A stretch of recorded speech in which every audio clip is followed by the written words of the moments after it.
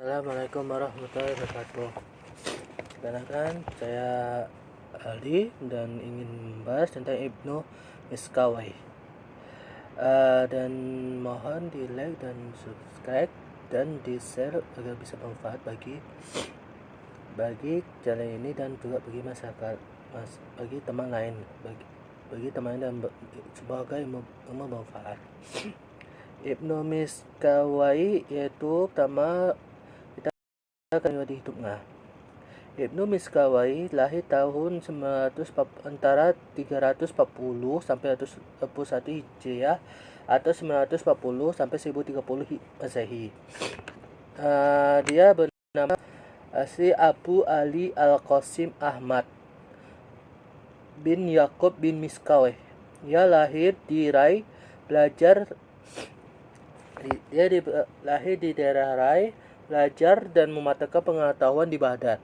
Berarti Miskawai ini dia dilahirkan di Rai, di kota Rai, dan dia belajar di Baghdad.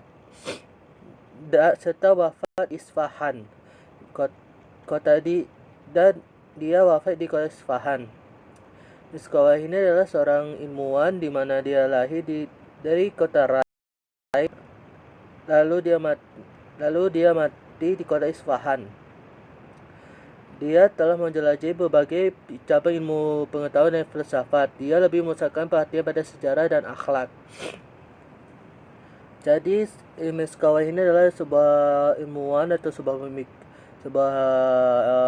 pengetahuan atau sebuah ekonomi atau sebuah penemu atau sebuah ilmuwan. Dia lahir di kota Rai, di daerah Rai, dan sekarang mungkin di daerah-daerah Arab. Dia lebih memusatkan kepada sejarah dan akhlak, karena dia lebih mementingkan sejarah dan akhlak daripada cabang ilmu pengetahuan lainnya, dan dia belajar juga tentang filsafat, tapi dia lebih utamakan kepada sejarah dan akhlak. Gurunya itu bernama Abu Bakar Ahmad bin Kamil Al-Qadi. Sedangkan guru dalam ilmu filsafatnya bernama Ibnu Al-Khamar.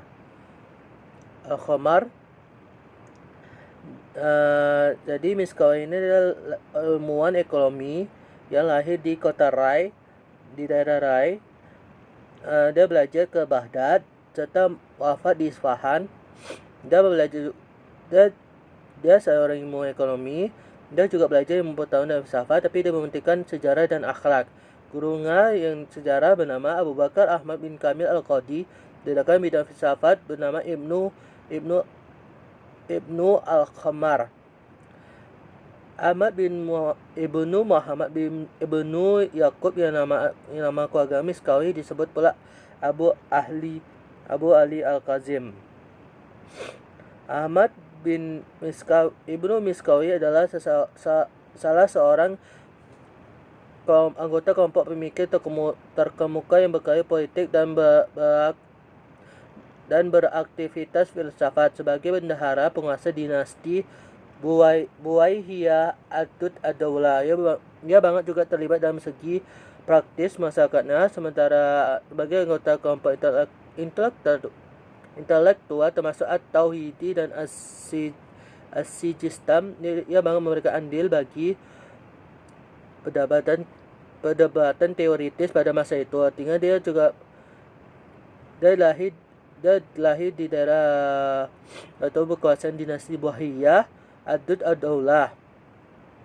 Dia juga selain ekonomi, dia juga belajar pengetahuan dan filsafat, juga belajar sejarah akhlak, dan juga dia sebagai bekali politikus atau politik. Tapi sementara anggotanya juga terlibat At-Tauhidi dan Az-Sistam. Dia juga memberi adil, artinya dia memberi andil itu memberi banget. Dia sering banget terlibat dalam beberapa perdebatan, sehingga meskipun banyak orang di zamannya meremehkan karya, dia selalu diremehkan di zamannya, baik itu karya maupun diri sendiri. Tapi dia ada sebuah pemikir yang menarik. Seorang pemikir menarik yang bangga memperlihatkan beragam gaya manusia dalam gaya masyarakat.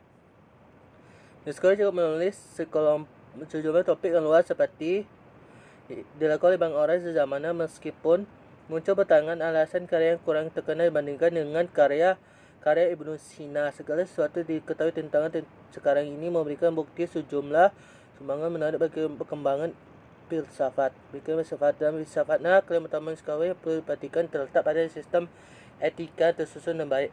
Artinya dalam dibandingkan Indonesia Ibnu Sina, tapi Miskowi ini adalah dia kalah di Ibnu Sina, tapi dia lebih berjasa juga dalam pemikiran ekonomi, tapi juga filsafatnya juga dia berkembang atau lebih pintar, sehingga dia tetap dalam Miskowi tetap lebih titik utamanya itu tetap ada etika.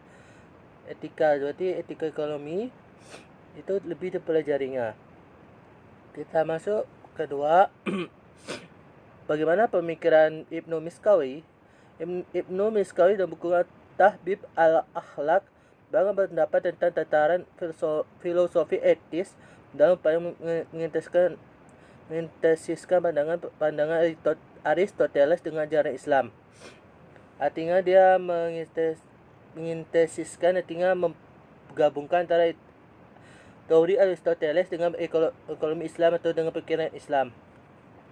Dia juga membahas banyak pertukaran jasa dan pertukaran barang dan jasa serta peranan uang. Di zaman itu tidak ada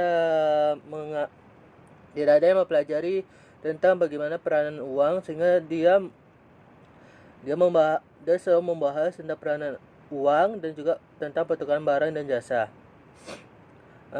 Dan menurutnya manusia dalam makhluk sosial yang saling membutuhkan satu sama lain untuk memenuhi kebutuhan barang dan jasa.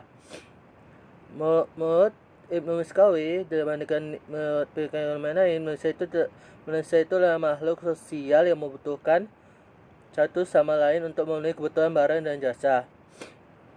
Karena itu manusia akan melakukan pertukaran. Artinya manusia itu akan melakukan pertukaran. Artinya kita manusia ini melakukan pertukaran barang dan jasa dengan kompensasi yang pas atau sesuai,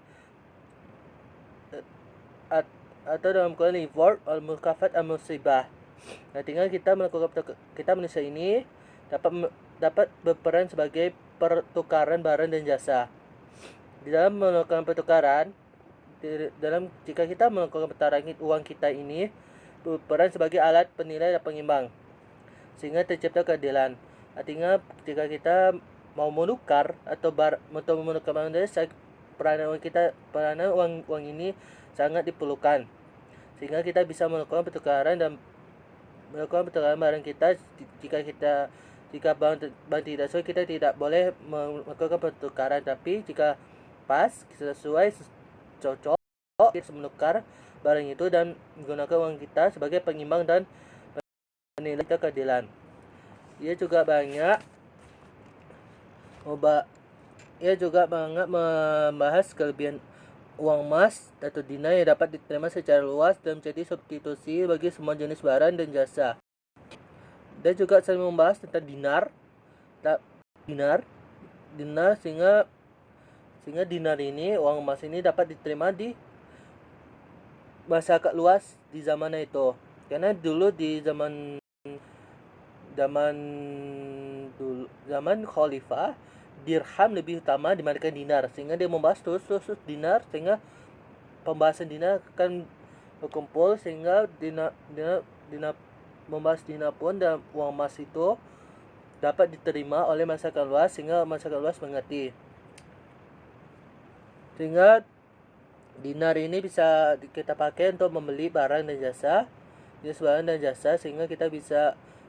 masyarakat itu juga mengerti tentang dinar, tentang dinar juga, dibandingkan mereka lebih mengutamakan dibandingkan dengan dirham itu uang perak. Dengan dinar itu dibahas, beliau membahas sehingga beliau pun dapat menjelaskan apa itu dinar, apa guna dinar, sehingga dinar itu bisa diterima masyarakat, sehingga masyarakat mudah mengerti dalam dan dicerna oleh pikirannya. Karena dinar itu dinar itu atau emas itu merupakan logam yang sifatnya tahan lama, mudah dibawa dan tidak mudah ditiru, dikehendaki dan digemari banyak orang. Artinya emas itu banget digemari. Misalnya kita membeli emas, kan kita tahu apa itu, bagaimana emas itu terbentuk, bagaimana emas itu dulu disukai dalam masyarakat Muslim. Karena waktu itu Miskawi juga mengatakan bahwa emas ini logam yang sifatnya tahan lama, mudah dibawa, tidak mudah ditiru, dikehendaki dan digemari banyak orang. Emas bisa ditiru nggak? Tidak bisa kan? Emas ini bisa juga dipakai untuk pertukaran biasa, sehingga emas itu bisa dipakai oleh Miskawi untuk jadikan teori yang mengatakan bahwa emas itu bisa tahan lama dibandingkan perak atau barang-barang jasa lainnya, dan mudah dibawa, tidak mudah, dan dikehendaki dan digemari, dan banget digemari. Dulu dalam pertukaran jasa kita semua barang ini dan tuh, tapi dulu setelah abad atau setelah mencapai proses zaman, maka tercipta dinar. Dulu bukan Miskawi, tapi Miskawi juga membahas dinar ini, sehingga dinar ini banget disukai, sehingga dinar atau emas ini tidak mudah ditiru, mengatakan dia tidak mudah ditiru dan mudah dibawa, dendaki dan digemari, sehingga masyarakat pun tersenang bahagia. Sekian dari penjelasan saya. Assalamualaikum warahmatullahi wabarakatuh.